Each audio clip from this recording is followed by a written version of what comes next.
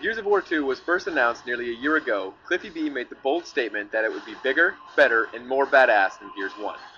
It was quite a daring claim at the time, given how beloved the first Gears is. But don't worry about being disappointed, Gears fans. Cliff was right on the money.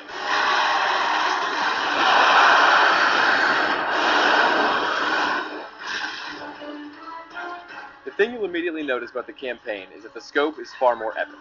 There is a sense of scale that draws you into each conflict. Whereas there was only one Brumac who made a guest appearance in Gears 1, there are now multiple Brumacs to take down one at a time, and those situations pop up early and often. You really get a sense that what you're doing is important and part of a much bigger struggle. The first game was partly criticized because you didn't know the motivations of the locusts or where they came from, and that is at the very least touched on in the sequel. The story itself was also much more involved. There was more of a sense of who the cogs are, and special focus was wisely placed on Dom's search for his wife, Maria. Make no mistake, you do still play as Marcus Phoenix for the entire game. However, since he's not exactly a Shakespearean-type character that you can empathize with, making Dom and Maria the driving force adds a needed human touch. And although the dialogue has been improved, it's still a little cheesy in a typical Gears kind of way. Nobody plays this game like me! Nobody! Gameplay-wise, it's as solid as ever. There's nothing radically different about the core cover system, but there have been a number of tweaks and refinements. Diving into cover just feels better now, and turns and rolls can be interrupted in the middle of doing it. There's also a number of more strategic things, such as portable shields, crawling to cover, proximity grenades, and using force saps as meat shields. These changes and additions all work well. It's nothing earth-shattering, but they do add another layer of depth and strategy.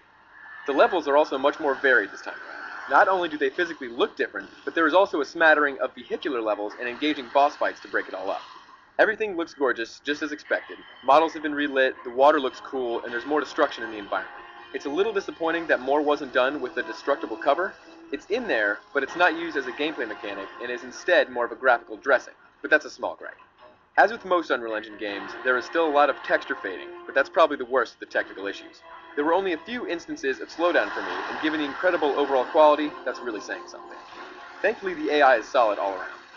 Friendlies actually do push forward and don't just stand around like idiots. The way both NPCs and enemies react to cover is also very good, but sometimes they won't be covered when they think they are.